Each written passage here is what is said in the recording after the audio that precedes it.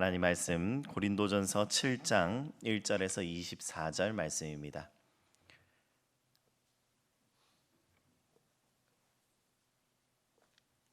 고린도전서 7장 1절에서 24절 말씀을 우리 한 목소리로 읽겠습니다.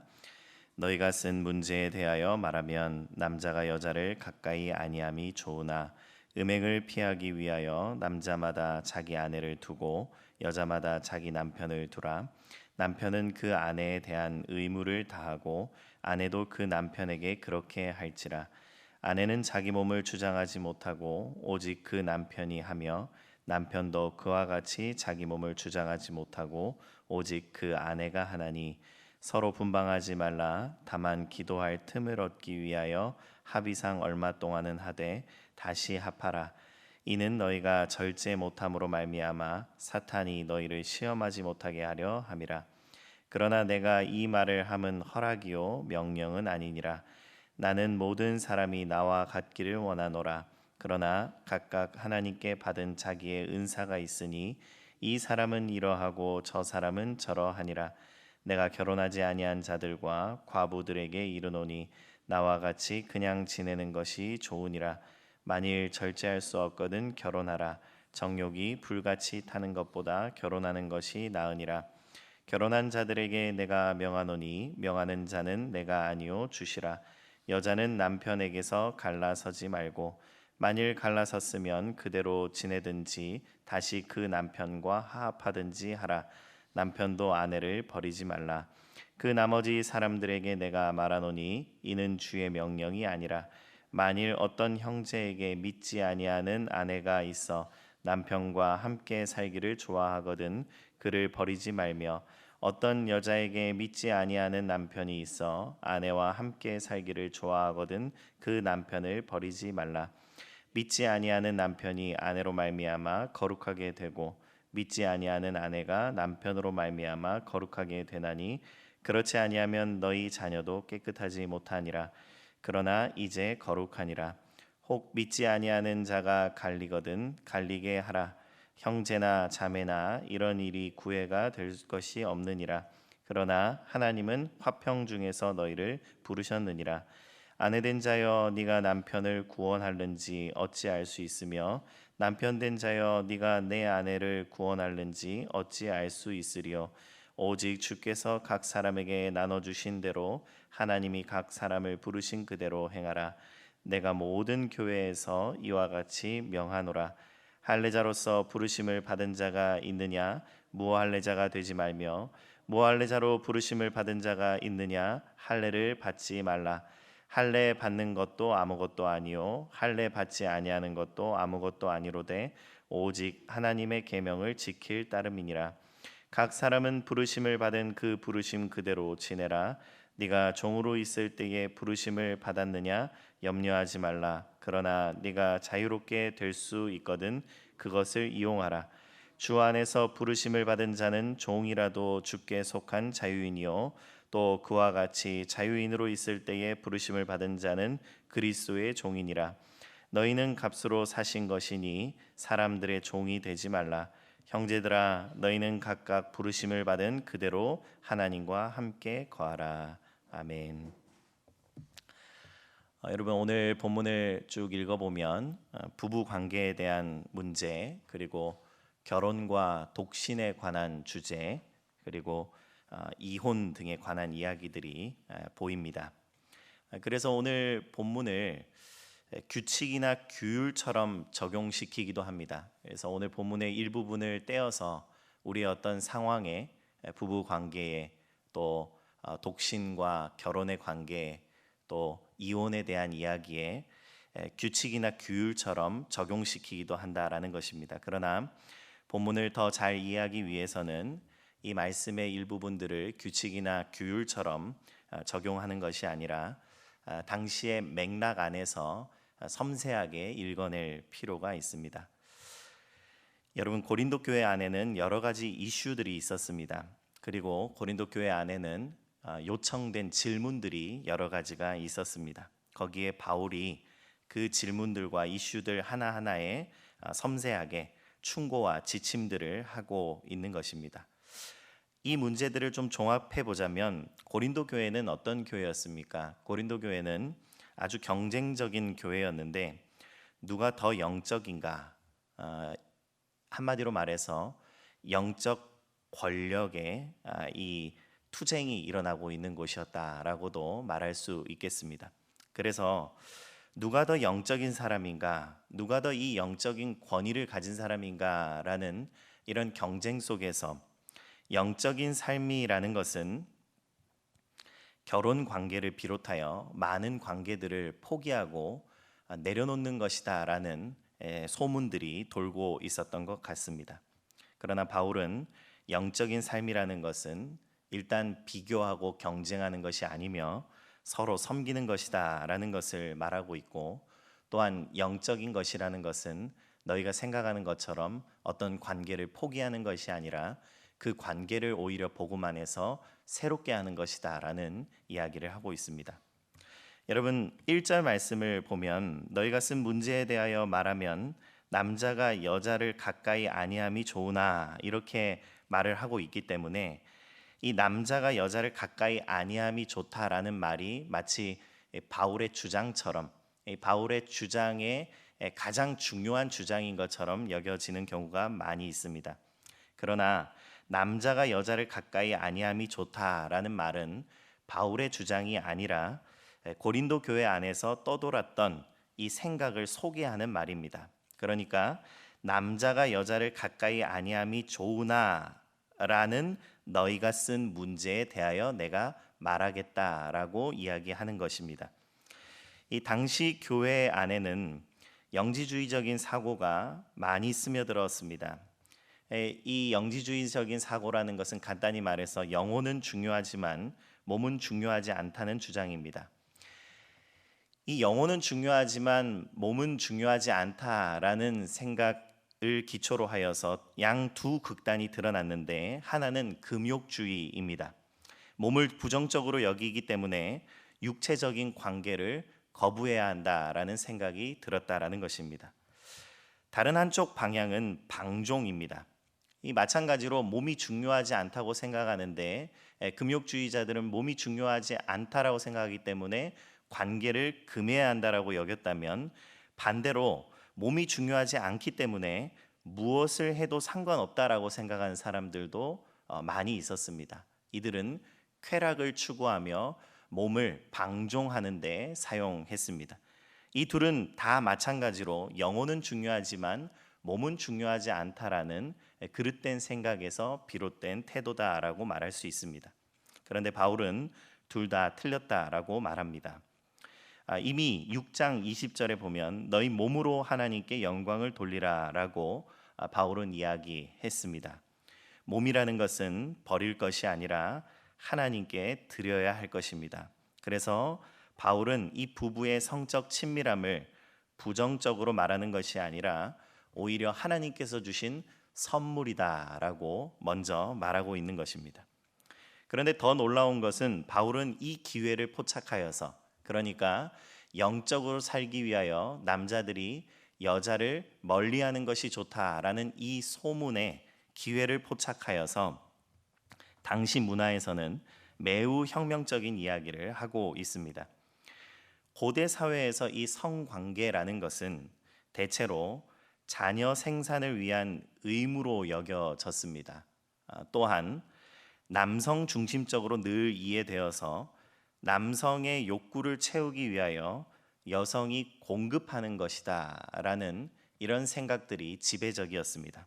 그런데 바울은 이 남녀의 상호성을 굉장히 강조하고 있습니다. 다시 이 1절 말씀을 보면 고린도 교회에 떠도는 말이다라고 했는데, 이 1절 말씀에 이 말의 주어가 무엇입니까? 남자입니다. 남자가 여자를 이라고 말합니다. 그러니까 영적인 삶을 살기 위하여 남자가 여자를 멀리하는 것이 좋지 않느냐라고 그들은 말을 했던 것입니다. 그런데 바울이 이에 대한 대답으로서 2절부터 했던 권면을 살펴보면 남자마다 자기 아내를 두고 여자마다 자기 남편을 두라. 남편은 그 아내에 대한 의무를 다하고 아내도 그 남편에게 그렇게 하라. 아내는 자기 몸을 주장하지 못하고 오직 남편이 하며 남편도 그와 같이 자기 몸을 주장하지 못하고 오직 그 아내가 하나니. 한쪽의 권리가 아니라 서로의 책임을 이야기하고 한 사람의, 특별히 남성의 만족이 아니라 서로를 향한 섬김과 사랑을 강조하고 있음을 보게 됩니다. 바울은 부부의 성관계가 누군가를 이용하는 행위가 아니라 서로를 향한 사랑과 돌봄의 표현이라는 것을 당시 시대에서는, 당시 문화에서는 아주 혁명적으로 제시하고 있는 것입니다. 여러분, 이 성관계라는 것은 가장 은밀하고 친밀한 영역에서 드러나는 것입니다. 바울은 이 가장 은밀하고 친밀한 자리에서 새로운 질서를 제시하고 있습니다. 여기서부터 새로운 질서가 시작돼야 한다라는 것입니다. 세상은 힘이 있는 사람이 더 많이 주장하고 더 많이 얻고 더 많이 누립니다. 그러나 복음은 정반대의 길을 보여줍니다. 남편과 아내는 서로를 소유하는 것이 아니라 서로에게 자신을 내어줍니다. 상대를 지배하려 하지 않고 섬깁니다. 자신의 권리를 앞세우지 않고 상대의 유익을 먼저 생각합니다. 바울은 부부의 침실에서부터 이 복음의 새로운 질서가 시작돼야 된다라고 말하는 것입니다. 그러므로 이 부부의 침실에서부터 시작된 이 복음의 새로운 질서는 고린도 교회 전반에 영향을 미쳐야 할 새로운 질서다라고 말할 수 있겠습니다. 이어서 바울은 결혼과 독신의 문제에 대해서도 다루고 있는데 7절에서 바울은 중요한 원칙 하나를 제시합니다. 각각 하나님께 받은 자기의 은사가 있다라는 것입니다. 여러분, 바울은 독신을 높이고 결혼을 낮추는 것이 아님을 우리는 먼저 좀 기억할 필요가 있습니다. 독신이 하나님께 받은 은사라면 결혼 또한 하나님께서 주신 거룩한 은사다라고 말하고 있습니다. 중요한 것은 어떤 삶의 형태가 더 영적인 것이냐가 아니라 하나님께서 각자 자신들에게 주신 그 은사와 부르심에 합당하게 살아가라라고 말하고 있습니다.